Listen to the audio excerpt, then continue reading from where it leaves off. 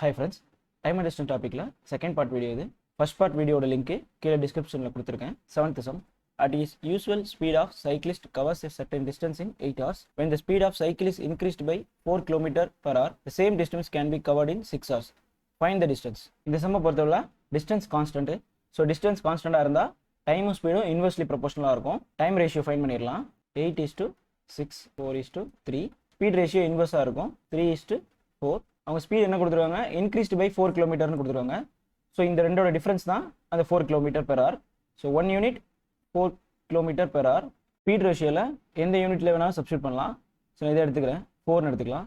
So 4 × 4 16 km per hour. Time கொடுத்துருக்காங்க, so 6 hours கொடுத்துருக்காங்க.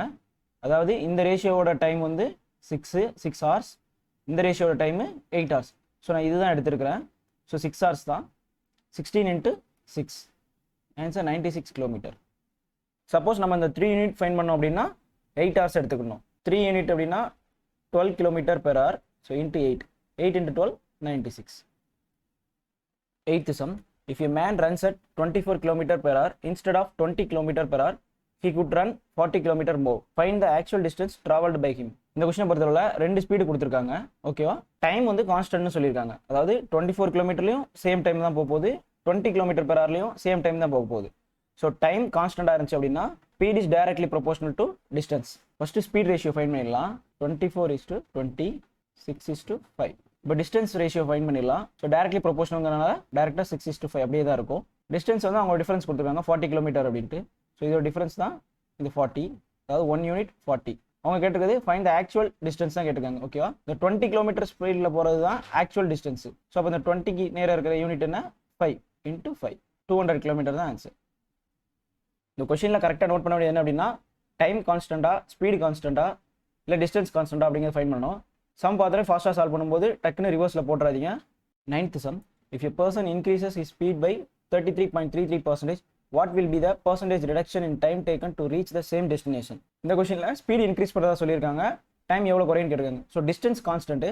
So distance கான்ஸ்டண்டாக இருந்துச்சு அப்படின்னா speed is inversely proportional to time. Speed எவ்வளோ இன்க்ரீஸ் ஆகுது, 33.33%. ஸோ 1/3 தான் இன்க்ரீஸ்னு கொடுத்துருக்காங்க. ஸோ இதை ரெண்டே ஆட் பண்ணிக்கலாம். Speed ratio 3:4. Time ratio fine பண்ணிடலாம். ஸோ 4:3. எவ்வளோ ரிடக்ஷன் ஆயிருக்குன்னு தான் கேட்டிருக்காங்க. ஸோ எவ்வளோ ரெடியூஸ் ஆயிருக்கு, 1 part ரிடக்ஷன் ஆயிருக்குது. Actual unit 4. ஸோ 1/4. 1/4 அப்படின்னா 25%. ஸோ டைம் டேக்கனில் 25% ரெடியூஸ் ஆகும். 10th sum. If a person reduces his speed by 20%, he takes 50 minutes to reach his destination. Find the time taken by the person to reach his destination if he increases his speed by 25%. இந்த கொஸ்டினில் ரெண்டு கேஸாக கொடுத்துருக்காங்க. First speed 20% reduce ஆகுது, second 25% increase ஆகிறதா சொல்லியிருக்காங்க. 20% அப்படின்னா 1/5 ரெடியூஸ்னு சொல்லியிருக்காங்க. So 5லேருந்து 1 less பண்ணிக்கலாம். ஸ்பீட் ரேஷியோ ஃபைன் பண்ணிக்கலாம். 5:4. இப்போ டைம் ரேஷியோ இன்வர்ஸாக இருக்கும், 4:5. செகண்ட் கேஸில் என்ன கொடுத்துருக்காங்க, 25% இன்க்ரீஸ் பண்ண சொல்லியிருக்காங்க. ஸோ 25% அப்படின்னா 1/4 இன்க்ரீஸ் பண்ண சொல்லியிருக்காங்க. ஸோ நியூமரேட்டர் டினாமினேட்டர் ஆட் பண்ணிக்கலாம். இப்போ ஸ்பீட் ரேஷியோ 4:5. அவங்க டைம் தான் கேட்டிருக்காங்க. ஸோ இதோட டைம் ரேஷியோ 5:4. இந்த 5 யூனிட்டுங்கிறது ஆக்சுவல் டைம் டேக்கனு, 4ங்கிறது 25% இன்க்ரீஸ் ஆனது பிறகுள்ள டைம் டேக்கன். இது ஃபர்ஸ்ட் கேஸ், இது செகண்ட் கேஸ். 20% ரெடியூஸ் ஆகிறனால 50 minutes ஆகுதுன்னு சொல்லியிருக்காங்க டெஸ்டினேஷன் ரீச் ஆகிறதுக்கு.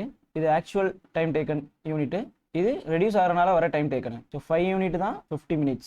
இப்போ 4 யூனிட் 40 minutes. ஸோ இது இந்த 4 யூனிட் தான் ஆக்சுவல். ஓகேவா, இந்த ரேஷியோ பொறுத்தளவில் இந்த 5 தான் ஆக்சுவல். அப்போ இந்த 40 minutes தான் 5 யூனிட். ஓகேவா, ஸோ இப்போ 1 யூனிட்டுங்கிறது 8 minutes. நமக்கு இந்த 4 யூனிட் தான் தேவை. So 4 × 8 32 minutes. 32 தான் answer. 11th sum. A bus travels 20% faster than a car. Both start from point A at the same time and reach point B 180 km away at the same time. On the way, the bus takes 30 minutes for stopping at the stations. What is the speed of the car? 20% faster than a carனு கொடுத்துட்டாங்க. So speed ratio fine பண்ணிடலாம். Bus, car. Time ratio இன்வெர்ஸாக இருக்கும், 5:6. Time difference கொடுத்துருக்காங்க 30 minutes. So இந்த 1 unit தான் இந்த 30 minutes. உங்கள் speed of the car தான் கேட்டிருக்காங்க. ஸோ காரோட ரேஷியோ எல்லாமே எடுத்துக்கலாம். 6 யூனிட்டு 6, 180 minutes. 180 minutes அப்படின்னா 3 hours. ரெண்டுமே சேம் டிஸ்டன்ஸ் தான் போகுதுன்னு சொல்லியிருக்காங்க. So 180 km, 180 / 3. இப்போ காரோட speed 60 km per hour. 12th sum.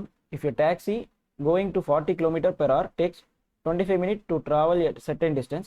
By how much should it to increase its speed to travel the same distance in 20 minutes? Distance constant சொல்லிருக்காங்க. So speed is inversely proportional to time. First time ratio find பண்ணிடலாம்.